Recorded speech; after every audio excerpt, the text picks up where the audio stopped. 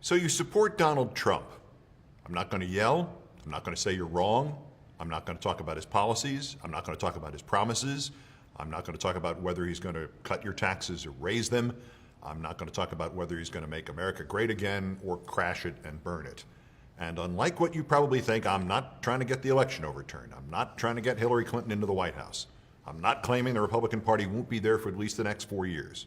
No, this is about him and you. And the respect for you I start with because you're watching this. You are thoughtful enough to have gotten this far. Frankly, I don't know if I could watch your video. So let's go in on the assumption that you're smarter than I am, in which case you already know what my point is going to be. I don't know who the political figure would be if our places were reversed. I guess the time I ever got the closest to the position you are in was with John Edwards, who had a problem, and I didn't see it. And while he was not my first choice, I would have supported him for president. He had what I thought was a great, humane set of policies, and he had a wife who was so smart and had been through so much in life that she probably should have been the candidate instead of him. And then it turned out John Edwards was a con man who had not only fooled me, he had also fooled her too. So I have not been where you are right now, but close. And you are in a terrible position. A man whose opinions you agree with has been elected president and is about to be sworn in, and yet I'm pretty sure you know the problem here. You're smart, and generally speaking, the only person who can fool you is you. You're smart enough to recognize something I saw when I first met this man 33 years ago, and that is this. There is something really, really wrong with him. Who does this on Christmas Eve?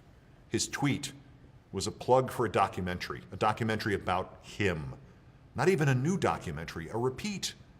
Who does this on Christmas Eve? His Christmas greeting on Twitter was just a photo of himself, not the family, not the wife, not the kids, not even the vice president, not Santa, not Jesus, just him. Who does this? 2 days later, meaning 49 days after the election is still all he was tweeting about. President Obama campaigned hard and personally in the very important swing states and lost. What kind of man does this? Happy New Year to all, including to my many enemies and those who have fought me and lost so badly they just don't know what to do. Love. Would you write that? Would you write that when you got votes from fewer people than the other candidate did? Would you call everybody else your enemy? To my mind, it is possible for you to agree with Donald Trump and still be a good person. I just disagree with you. But I don't think you're my enemy. But let me run one last pair of tweets past you and ask you if you think they were written by a normal guy. Various media outlets and pundits say that I thought I was going to lose the election. Wrong. It all came together in the last week, and I thought and felt I would win big, easily over the fabled 270, 306. When they canceled fireworks, they knew, and so did I.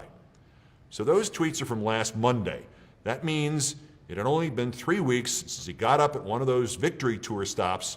This one was in West Allis, Wisconsin on December 13th, and he said he thought he was going to lose the election, and he thought he was going to lose the election on the night of the election. So I go and see my wife. I said, baby, I'll tell you what, we're not going to win tonight because the polls have come out, and you know, I always used to believe in those exit polls. I don't believe in them anymore.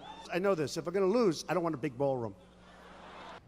There aren't a lot of choices here, are there? I mean, he either lied in the tweets or at the tour stop in Wisconsin or to his wife that night, or he forgot that he said it, or there's something wrong with him.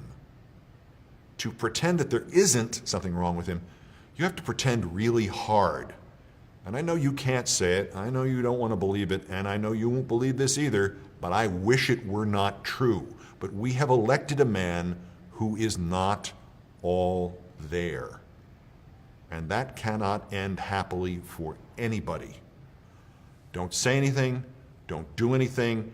I don't even want you to admit anything to anybody except to yourself.